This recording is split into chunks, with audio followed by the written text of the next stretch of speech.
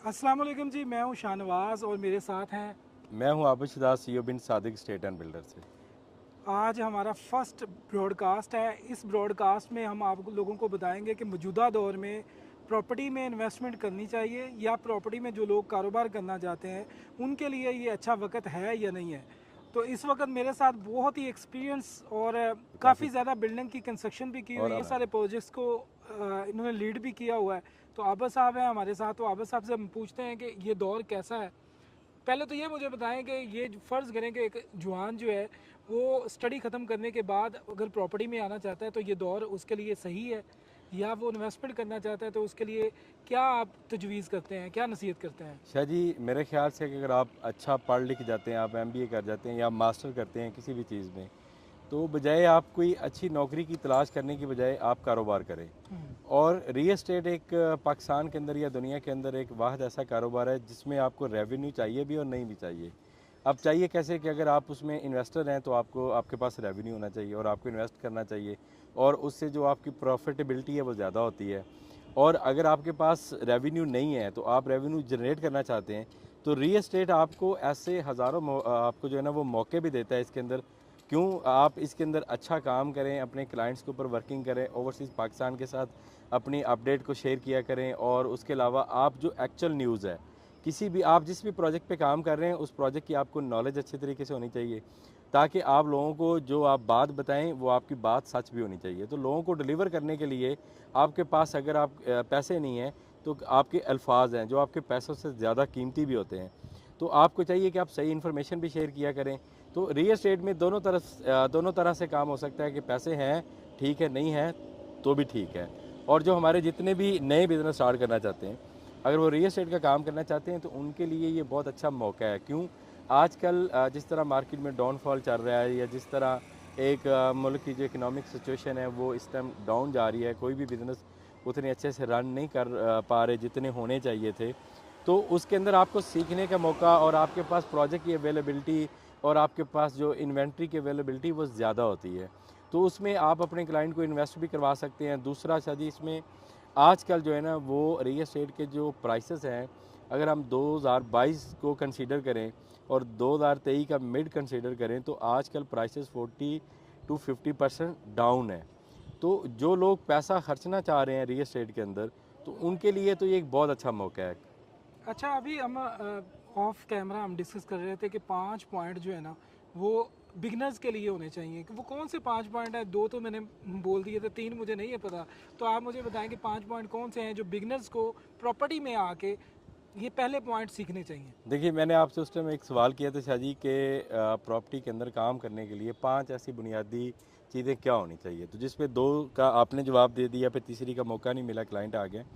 तो 5 चीज़ें, 2 का आपने जो जवाब दिया था कि एक तो प्रोजेक्ट के बारे में पता होना चाहिए कि आप किस प्रोजेक्ट पे काम कर रहे कर हैं। रहे हैं। दूसरा, प्रोजेक्ट के अंदर जितने उससे पहले तक जो ब्लॉक्स डिलीवर हो चुके हैं या फेजेस डिलीवर हो चुके हैं, उनकी मैप रीडिंग आपको आनी चाहिए। उनकी एक्सेस ऑफ आपको जो कन्वेंस है वो पता होना चाहिए कि आप किस रास्ते से आप किधर किस ब्लॉक में जा सकते हैं। जैसे कि मैं मिसाल देता हूँ अल्कबीर टाउन फिर की। किसी को विजिट करवाना है तो कैसे हाँ, करवाना है? हम अभी किंगस्टोन फ़ेज़ 1 के अंदर मौजूद हैं। तो किंगस्टोन फ़ेज़ 1 के अंदर सेक्टर ए ब्लॉक है, ठीक है, जो मुकम्मल डेवलप और डिलीवर्ड है।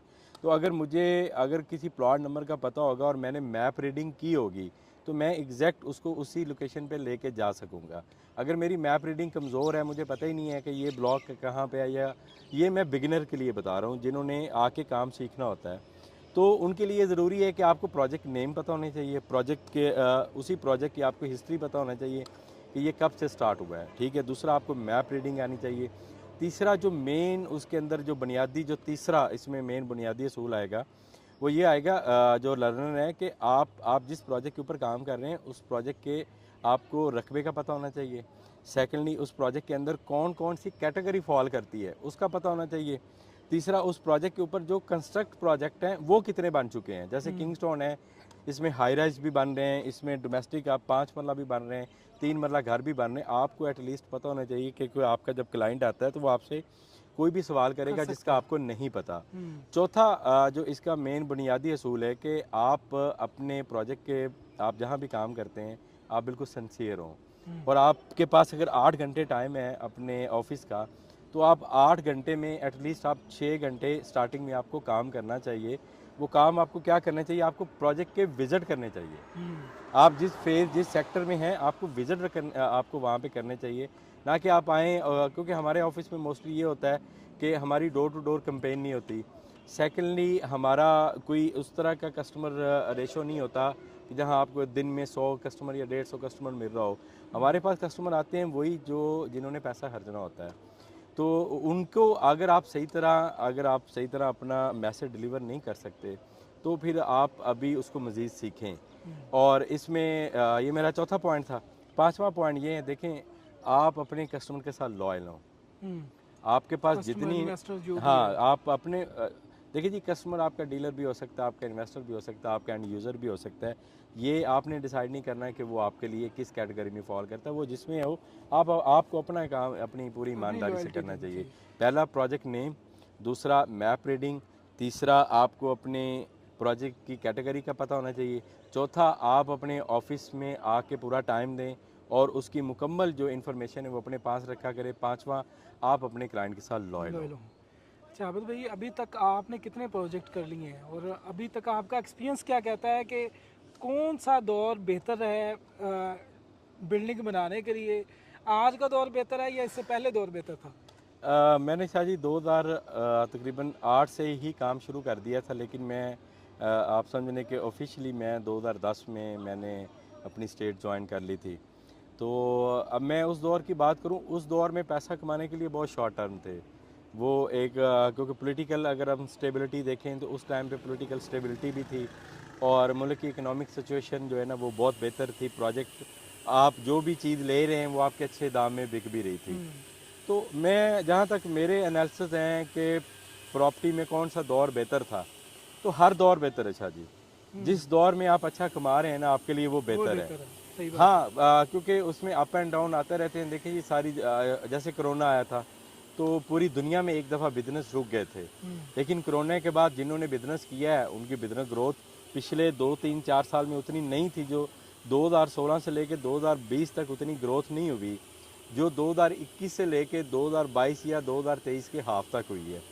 तो ये हर दौर बेहतर है, जिस दौर में आपकी डील हो जाए या जिस दौर तो में आप एक अच्छा वैसे चुभता हुआ सवाल करूँ, इमरान खान का दौर बेहतर था या अभी जो देखें मिक्स इसमें हुकूमत है उसका दौर? अगर हम पॉलिटिकली पॉइंट ऑफ व्यू से देखें तो ये किसी पार्टी के फेवर में बात मैं नहीं करूँगा। एक दौर अपना जब जरदारी साहब के जब पीपीपी की गवर्नमेंट थी तब बहुत अच्छा था रियल एस्टेट के अंदर। सेकंड जब नून लीग की फर्स्ट गवर्नमेंट आई थी 2013 से 2018 में, तब 2015 जून तक 2013 से लेकर 2015 जून तक अच्छा काम हुआ है। उसके बाद फिर कुछ टैक्स की पॉलिसियाँ ऐसी आई जिसमें लोग बिला वजह टैक्स के अंदर आ गए। ठीक है, वो उसके बाद जब इमरान खान का दौर स्टार्ट हुआ है, ख़ास करके मैं आपको शाह जी इसमें हाईलाइट करूंगा कि जब कोरोना के बाद जब मार्केट ऑन हुई है तो ओवरऑल पूरी दुनिया में भी बिजनेस बेहतर हुआ, लेकिन पाकिस्तान के अंदर रियल एस्टेट का बिजनेस बहुत बहुत बेहतर बेहतर चला हुआ, है। बहुत बेहतर तो हुआ। जब फिर उसके बाद पीडीएम की गवर्नमेंट आई, फिर आप डेफिनेटली मुल्क हम रोज़ ये खबरें सुनते रहते थे कि जी डिफ़ॉल्ट कर रहा है, पाकिस्तान डिफ़ॉल्ट कर रहा है जी, इकोनॉमिक सिचुएशन बहुत ख़राब हो गई है। तो ये अब अल्लाह बेहतर जानता है जी, लेकिन हमारे बिजनेस क्योंकि रियल एस्टेट एक हैवी जो इन्वेस्टमेंट का बिजनेस है तो यहाँ लोगों के हालात ख़राब हो गए। ख़राब हो गए। तो अभी आप किन प्रोजेक्ट्स के साथ मुंसलिक हैं?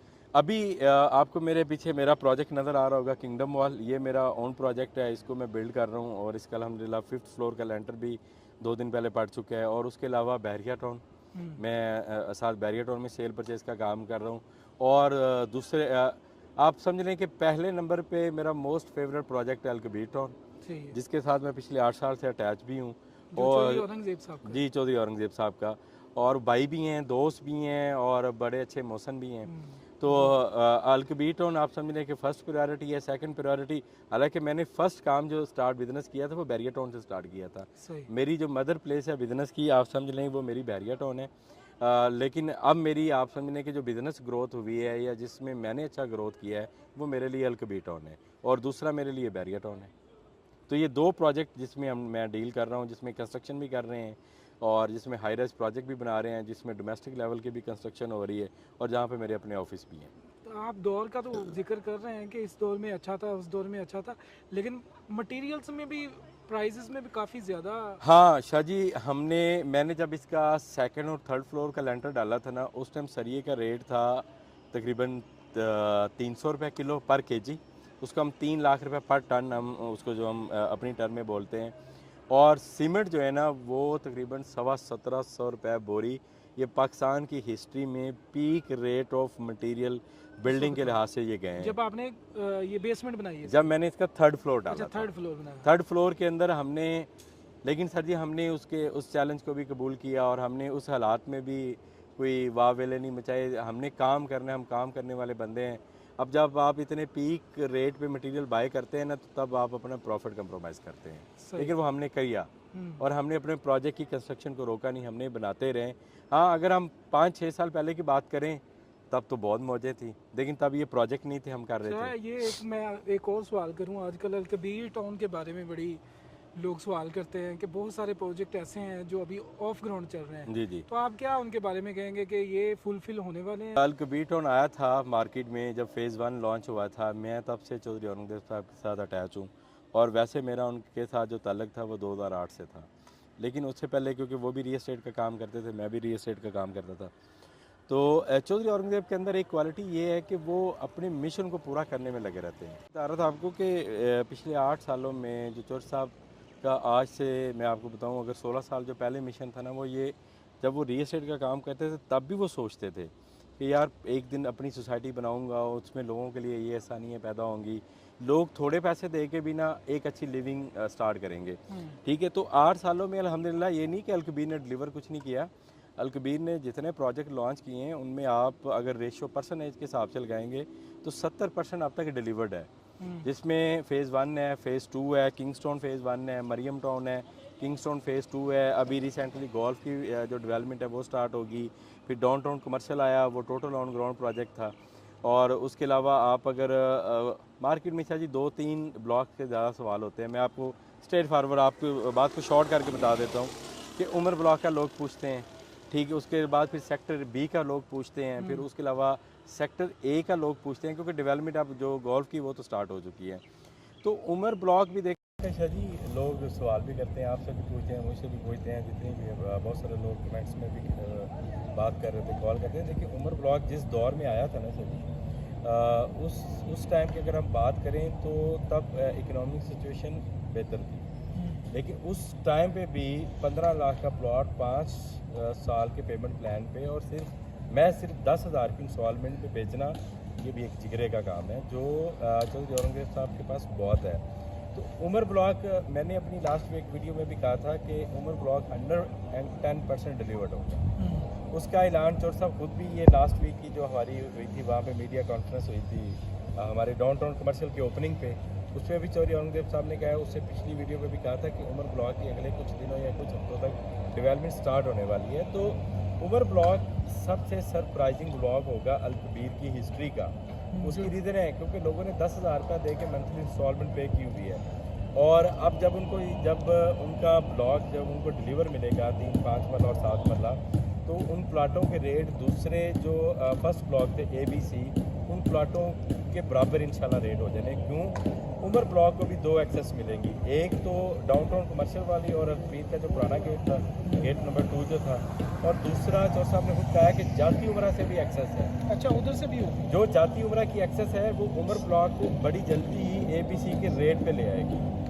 ठीक है, और दूसरी बात, दूसरा ब्लॉक जो सेक्टर B आजकल ज़्यादा डिस्कशन में है, सेक्टर B का देखिए जी 4 साल का पेमेंट प्लान था। 4 सालों में अभी मेरा ख्याल 2 साल या 2.5 साल गुजरे हैं, अभी 1.5 या 2 साल उसके बाकी पेंडिंग भी पड़े हैं। 3 मरले के अंदर 14 लाख जमा हुआ है और 5 मरले के अंदर उसका तकरीबन 20-20.5 लाख चला गया। ठीक है, तो अभी भी देखा जाए जिस तरह के हालात है, अलकबीर जो है वो बड़े अच्छे रेट पे प्लॉट्स दे रहा है सर पूरे लाहौर में। शाह जी, मैं सुनने वालों को भी ये चैलेंज करता हूँ, चैलेंज नहीं है लेकिन मेरी तरफ से ये आपको एक ऑफ़र है कि आप पूरे लाहौर में किसी भी सोसाइटी में जाके देखें तो बाइंग सेलिंग ही नहीं है। बाइंग सेलिंग नहीं है, 1% भी बाइंग सेलिंग नहीं है। आपने अगर प्लॉट बेचना होगा तो महीनों आप वेट भी करेंगे, और सेकेंडली 50% डाउन पे आप जो है ना उसको बेचेंगे। ठीक है, तो अलकबीर टाउन के अंदर आपको, आपकी अगर माइनस की भी फाइल है या ऑन की भी फाइल है, फार्म की ट्रेडिंग है, फाइल की ट्रेडिंग है, प्लॉट्स हैं, घर हैं, कुछ भी है, अल-कबीर टाउन के अंदर जितनी भी बनने वाली प्रोडक्ट्स हैं वो फौरी सेल भी होती हैं। कोई सेल और इस टाइम अगर आप फेज़ 2 का विज़िट करें तो आपको इंशाल्लाह लाहौर के किसी मशहूर मॉल जितनी ट्रैफिक मिलेगी वहाँ पे, क्योंकि वहाँ पे लोगों का आना जाना है। ये किंगस्टोन है, ये दिन के टाइम ये बड़ा मसरूफ़ है। इसी तरह अल-कबीर टाउन फेज़ 2 है। मेन बात करने का मकसद है शाहजी कि अगर कोई भी प्रोडक्ट कहीं भी अगर किसी लो रेट पे आती है तो बायर उसका तब भी है, सेलर उसका तब भी है। अल-कबीर टाउन में कभी बाइंग और सेलिंग रुकी नहीं है। तो पूरे लाहौर के अंदर, या मैं ये भी समझता हूँ कि पूरे पाकिस्तान के अंदर इस टाइम अल-कबीर टाउन वाला सोसाइटी है जहाँ बाइंग और सेलिंग। तो जो लोग जिन लोगों की इन्वेस्टमेंट है भाईजान 4 साल का आपका आप ये कहना चाहते हैं कि जिन लोगों की इन्वेस्टमेंट वो घबराए ना? बिल्कुल नहीं घबराएं सर, बिल्कुल भी। जिस तरह मेरे खान ने कहा था कि घबराना नहीं है। आप रियल एस्टेट के इन्वेस्टर हैं, आपने बूम भी देखे हैं, पीक भी देखे हैं, आपने लो भी देखे हैं और आपने माइनस भी देखे हैं। इस टाइम जो पाकिस्तान के हालात हैं, इकोनॉमिक सिचुएशन है, वो ओवरऑल किसी भी बिजनेस के लिए फेवरेबल है ही नहीं है। तो रियल एस्टेट तो एक बड़े हैवी असासे का एक प्रोडक्ट है। वो सतून है, 5वां सतून कह ले, 4था सतून कह ले। 5 मैं आप इसको जिस भी कैटेगरी देखें, ये एक रेवेन्यू का काम है। तो ये एक और अच्छे रेवेन्यू का काम है। तो आज की मट्टी कल का सोना, हम जब पैदा हुए थे, ये जब हमें थोड़ी सेंस हमारी डेवलप हुई थी, हम तब से सुन रहे हैं। और बाकी इस बात मैं आज 40 साल बाद इस चीज़ का इकरार करता हूँ कि उस टाइम के जो रेट थे चीज़ों के और आज के रेट हम सोच भी नहीं सकते थे कि इतने रेट बढ़ जाएंगे। तो रियल एस्टेट जो है ना, आज की मट्टी और कल का सोना है। तो आपके पास जो भी फाइल है, इवन कि मैं शायद ये भी कहूँगा जिस मर्जी अथेंटिक प्रोजेक्ट की फाइल है, अल-कबीर के अलावा भी किसी भी अगर अथेंटिक प्रोजेक्ट की फ़ाइल है ना, तो घबराएं नहीं भाईजान। सिर्फ आप 6 महीने से साल रुक जाएं, इंशाल्लाह आपको डबल प्रॉफिट दे के जाएंगे। आजकल 15 अक्टूबर की बड़ी अनाउंसमेंट हो रही है, तो क्या होने जा रहा है 15 अक्टूबर को? अल-कबीर टाउन से रिलेटेड अगर आप देखेंगे तो 15 अक्टूबर को बहुत सारी खुशखबरी है, जिसमें ओवरऑल रायविंड रोड के जितने भी प्रोजेक्ट हैं उनकी डेवलपमेंट स्टार्ट हो रही है। ठीक है, उनके अलावा अल-कबीर ऑर्चर्ड के गेट का भी इफ्तिताह हो रहा है। और उसके अलावा अल-कबीर ऑर्चर्ड में भी जो प्रीवियस जो ब्लॉक थे उनकी भी डेवलपमेंट स्टार्ट होने जा रही है। और सबसे बड़ी बात यह है कि मैप रिवाइज हो रहे हैं, मैप रिवील हो रहे हैं। मैप सारे आपको जो पहले नक्शल के ऊपर प्रपोज प्लान के ऊपर थे, अब वो आप रिवील हो गए, अब आपको मैप सामने आपके इंशाल्लाह नेक्स्ट मुलाकात में फिर हम बैठेंगे। अभी अजानों का वक्त हो गया, तो इंशाल्लाह जी, इंशाल्लाह। बहुत शुक्रिया जी, थैंक यू।